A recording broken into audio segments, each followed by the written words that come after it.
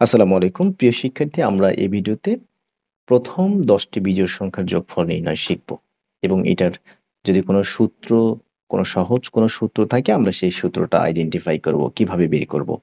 প্রথম ১০ টি বিজোড় সংখ্যার যোগফল কত? ক্যালকুলেটরের সাহায্যে সহজেই যোগফল হচ্ছে ১০০। আচ্ছা, এই যে এভাবে। হুম? আচ্ছা, এভাবে প্রথম ৫০ টি বিজোড় সংখ্যার যোগফল বের করা সহজ হবে না। ঠিক আছে? প্রথম ১০ টি আপনি বিজোড় সংখ্যার যোগফল সহজে বের করতে পারছেন। কিন্তু যখন আপনাকে বলা হবে ৫০ টা করো, ৫০ টা করার পরে যখন আপনাকে বলা হবে ১০০ টা করে আনো, তখন কিন্তু আপনি সহজেই সমাধান করতে পারবেন না। এজন্য আমরা এখানে কিছু পদ্ধতি শিখব। পদ্ধতিটা কেমন? যে দেখেন, ১ থেকে ১৯ পর্যন্ত বিজোড় সংখ্যাগুলো লক্ষ্য করলে দেখা যায় ১+১৯ ২০, ৩+৭ ১৭ ২০, ৫+১৫ ২০ এরকমভাবে ৫ জোড়া সংখ্যা পাওয়া যায়, যাদের প্রত্যেক জোড়ার গুণফল হচ্ছে ২০। সুতরাং সংখ্যাগুলোর যোগফল হচ্ছে ৫ ইন্টু ২০। ওই যে একটু আগে যে আলোচনা করা হয়েছে না, বিষয়টা ওগুলোই কিন্তু এখানে চলে আসছে। আপনি এখানে দেখেন, এই যে ১ এর সাথে ৩ যোগ করেন ৪, ১, ৩, ৫ যোগ করেন বিজোড় সংখ্যা ৯ পাবেন, ১, ৩, ৫, ৭ যোগ করেন বিজোড় সংখ্যা ১৬ পাবেন। তার মানে এই জায়গায় যে বিষয়টা হচ্ছে, একটু যদি খেয়াল করেন, এটা কি ৪ টা না? প্রথম ৪ টা বিজোড় সংখ্যা, তার মানে 4 স্কয়ার করলে ১৬ পাচ্ছেন। এখানে ৩ টা না বিজোড় সংখ্যা, তার মানে 3 স্কয়ার করলে আপনি 9 পাচ্ছেন। এখানে ২ টা না বিজোড় সংখ্যা, 2 স্কয়ার করলে আপনি 4 পাচ্ছেন। বিষয়টা ক্লিয়ার কিনা আপনারা বলেন? তার মানে আপনি যখন ৫ টা বিজোড় সংখ্যা যোগ করবেন 5 স্কয়ার 25 পাবেন। ৬ টা বিজোড় সংখ্যা করলে 36 পাবেন। করে দেখেন। এই যে এই জায়গায় একটা চিত্রের মাধ্যমে আমাদের একটা বিষয় এখানে তারা বুঝিয়েছে। অনেকে চিত্রটা বুঝবে না। এটার সাথেই কিন্তু এই চিত্রের সম্পর্ক। মানে এটাই মূলত এখানে বুঝাইছে, চিত্রের মাধ্যমে বুঝাইছে। ১ম এ দেখেন ১ আর ৩ যোগ করছে না? তাহলে ১ আর ৩ যোগ করলে কত হয় বলেন তো? ৪ না?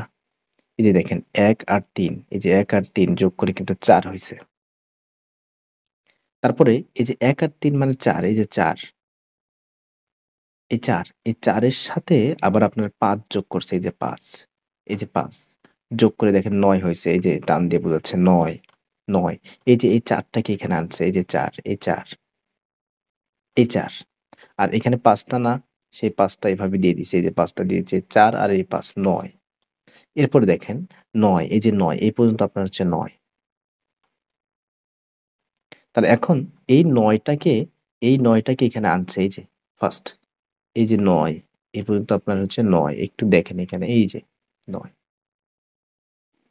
৯ এর সাথে আবার কি করছে স্যার? এখানে ৭ টা আছে, এই যে এই ৭ টা যোগ করছে। তাহলে ৯ এর সাথে ৭ যোগ করলে হবে ১৬। এটাই মূলত এভাবে তারা চিত্রের মাধ্যমে বুঝাইছে। যদিও বা এত গুরুত্বপূর্ণ নয় এটা, হ্যাঁ? এভাবে বুঝাইছে। এরপরে আমরা যে সূত্রটা আবিষ্কার করে ফেলছি একটু আগে, হ্যাঁ? আমরা তো আবিষ্কার করি নাই, তারা করছে, আমরা পড়ছি। n square, n square. যদি প্রথম ৪ টা বিজোড় সংখ্যা বলে 4 স্কয়ার, যদি ৫ টা বিজোড় সংখ্যা বলে 5 স্কয়ার, ৬ টা বিজোড় সংখ্যা বললে 6 স্কয়ার, ৭ টা বিজোড় সংখ্যা বললে 7 স্কয়ার। তার মানে n সংখ্যক বিজোড় সংখ্যা হলে n স্কয়ার।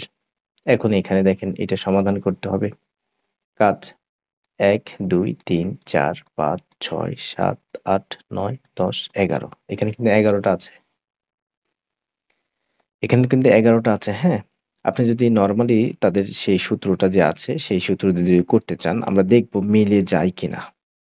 সেই সূত্র দিয়ে মিলে যায় কিনা আমরা এটা একটু ফার্স্ট লক্ষ্য রাখবো। প্রথম দেওয়া আছে কত? ১, ৪, ৭, ১০, ১৩, ১৬, ১৯, ২২, ২৫, ২৮, ৩১। তার মানে ৩ ঘর পর যাচ্ছে এটা। ৩ ঘর পর। ১, ৪, ৭, ১১, ১১ র সাথে ৩ যোগ করলে হচ্ছে ১৪, ১৪, ১৫, ১৬, ১৭, সরি ৭, ৭ আর ৩ এ হচ্ছে ১০, ১৩, ১৬, ১৬ র পরে হচ্ছে ১৯, ১৯, ২০, ২১, ২২, ২২, ২৩, ২৪, ২৫, ২৫, ২৬, ২৭, ২৮, ২৮ আর হচ্ছে ৩১। এগুলো আমাদের যোগ করতে বলছে। তো এখন যদি আপনি উল্টা পাশ দিয়ে লেখেন এখানে, এটাকে ধরেন আপনি ক ধরেন। তাহলে এখানে আছে ১, তার মানে ১ এখানে চলে আসবে। তারপরে চলে যাবে ৪, তারপরে ৭, তারপরে হচ্ছে আপনার ১০, আমি কিন্তু কাজটি সমাধান করে দিচ্ছি। তারপরে ১৩, তারপরে কত? ১৬, তারপরে হচ্ছে ১৯, তারপরে হচ্ছে ২২, তারপরে হচ্ছে ২৫, তারপরে হচ্ছে ২৮, তারপরে হচ্ছে ৩১। এটাকে আমরা ক ধরলাম। তাহলে ৩১, ৩২, ৩২, ৩২, ৩২, ৩২, ৩২, ৩২, ৩২, এভাবে আপনি লিখে ফেললেন। তার মানে 2ক। এখন ৩২ কয়টা আছে বলেন? ৩২ কয়টা আছে? ১, ২, ৩, ৪, ৫, ৬, ৭, ৮, ৯, ১০, ১১। তার মানে ১১টা ৩২ আছে। এরপরে আপনি আগের প্রসেসে ২ এখানে গুণ আছে, এপাশে গিয়ে ভাগ করে দেন, কেটে ফেলেন ১৬। এখন এই ১৬ আর ১১ আপনি গুণ করেন। ৬ একে ৬, ১৬ একে ১৬, ১৬ একে ১৬, তার মানে ১৭৬, ১৭৬। এখন অনেকে বলবে, স্যার এটা সহজে করি, একটু সূত্রটা দিয়ে করি। সূত্রটা কি ছিল? যে সমষ্টি ছিল প্রথম পদ। প্রথম পদ কত আছে একটু দেখি। প্রথম পদ আছে হচ্ছে ১, শেষ পদ আছে ৩১। প্রথম পদ আছে ১, শেষ পদ আছে ৩১। পদ সংখ্যা আছে, আমরা দেখলাম পদ সংখ্যা আছে ১১টা। ১১টা পদ আছে, ভাগ করে দেব ২ দিয়ে। তাহলে কত হবে? ৩২/2 ইন্টু ১১। কাটেন ১৬, ১৬ আর ১১ গুণ করলে পাবেন ১৭৬। ওকে, এই হচ্ছে আমাদের এই কাজ। এখন আমরা শিখব সংখ্যাকে ২টি বর্গের সমষ্টি রূপে প্রকাশ। এগুলো একটু বেশি, বেশি প্র্যাকটিস করতে হবে। প্র্যাকটিস করলে আপনি পেয়ে যাবেন। ২ কে আপনি এভাবে 1 স্কয়ার প্লাস 1 স্কয়ার বলতে পারবেন। এরপরে ৫ কে আপনি বলতে পারবেন 1 স্কয়ার প্লাস 2 স্কয়ার। হুম? তারপর আপনি ৮ কে বলতে পারবেন 2 স্কয়ার প্লাস 2 স্কয়ার, মানে হচ্ছে আপনার ৮। তারপর আপনি ১০ কে বলতে পারবেন 1 স্কয়ার প্লাস 3 স্কয়ার, মানে হচ্ছে আপনার ১০। এরপরে আপনি ১৩ কে বলতে পারবেন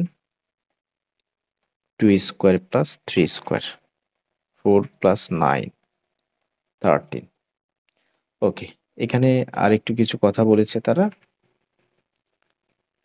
যে ১ থেকে ১০০ পর্যন্ত ১০০ এর মধ্যে ৩৪টি সংখ্যাকে ২টি বর্গের যোগফল হিসেবে প্রকাশ করা যায়। ভেরি ইম্পোর্টেন্ট লাইন, এমসিকিউ এ আসতে পারে। ১ থেকে ১০০ এর মধ্যে ৩৪টি সংখ্যাকে ২টি বর্গের যোগফল রূপে প্রকাশ করা যায়। এটা একটু মনে রাখবেন। ওকে।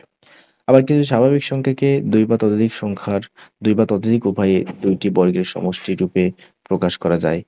কিছু স্বাভাবিক সংখ্যাকে ২ বা ততোধিক, যেমন ৫০। ৫০ কে তারা 1 স্কয়ার প্লাস 7 স্কয়ার বলতে পারে, 5 স্কয়ার প্লাস 5 স্কয়ার বলতে পারে। এই হচ্ছে ৫০ কে ২ ভাবে লিখে প্রকাশ করা হলো। ৬৫ কে তারা 1 স্কয়ার 8 স্কয়ার বলছে, আবার 4 স্কয়ার 7 স্কয়ার। 4 স্কয়ার মানে কত? ১৬, 7 স্কয়ার মানে হচ্ছে ৪৯। তাহলে ১৬ আর ৪৯ যোগ করলে পাবো হচ্ছে ৬৫। এখন অনেকে বলবে, স্যার কাজগুলো একটু সমাধান করে দেন। কে ২ ভাবে ২টি বর্গের সমষ্টিরূপে প্রকাশ করো। আসলে এগুলোকে ২ ভাবে করা যায় বিধায় কিন্তু তারা প্রশ্নটা করেছে। ২ ভাবে করা যায়। আমরা একটু দেখি এটা কি সমাধান করব আমরা। ওকে। ওকে, ১৩০। তাহলে ১৩০ কে আমরা 3 স্কয়ার প্লাস 11 স্কয়ার বলতে পারি, 7 স্কয়ার প্লাস 9 স্কয়ার বলতে পারি। ৭ ৭ ৪৯, ৯ ৯ ৮১। আমরা যদি যোগ করি ৯ একে ১০ এর ০, ৮ ৪ ১২ আর একে ১৩, ১৩০। 3 স্কয়ার প্লাস 11 স্কয়ার, ৯ এবং ১২১। 11 স্কয়ার মানে ১২১, তার মানে ১৩০। ১৭০ কে এভাবে 1 স্কয়ার প্লাস 13 স্কয়ার, 13 স্কোয়ার মানে হচ্ছে আপনার 169, আর 1 স্কোয়ার মানে তো 1, তার মানে 170। 7 স্কোয়ার মানে হচ্ছে 49, আর 11 স্কোয়ার মানে হচ্ছে 121। যোগ করলে পাচ্ছি 170। ওকে, 185কে এইভাবে ভেঙে লেখা যায় 4 স্কোয়ার 13 স্কোয়ার 185, 8 স্কোয়ার 11 স্কোয়ার 185। ওকে, এরপরে যেটা বলছে এটাকে একটু দেখি। 325কে তিনটি ভিন্ন উপায়ে দুইটি বর্গের সমষ্টিরূপে প্রকাশ করো। 325কে, ওকে, তাহলে 325কে দেখি আমরা। 325, এই যে তিনটা উপায়ে আমরা সমাধান করেছি এখানে। 1 স্কোয়ার 18 স্কোয়ার, আমরা জানি 18 স্কোয়ার করলে হবে 324, আর 1 স্কোয়ার মানে তো 1, এই হচ্ছে আমাদের 325। 6 স্কোয়ার করলে হবে 36, তারপরে এটাকে আমরা যদি করি 17 স্কোয়ার, তাহলে 17 স্কোয়ারকে যদি আমরা বর্গ করি সেই ক্ষেত্রে আমরা পাচ্ছি 17 ইন্টু 17, 289। তাহলে আমরা পাচ্ছি হচ্ছে 289, 289। 6 আর 9 হচ্ছে 15, 5 হাতে পড়ে 1, 8 আর 3 হচ্ছে 11, 12 2, 2 এর 3, 325। একইভাবে 10 স্কোয়ার মানে হচ্ছে 100, 15 স্কোয়ার মানে হচ্ছে 225। এই হলো আপনার 325। অনেকেই কাজগুলো আসলে সহজে সবার মাথায় কিন্তু আসে না, হ্যাঁ? যার কারণে সলভ করে দেওয়া।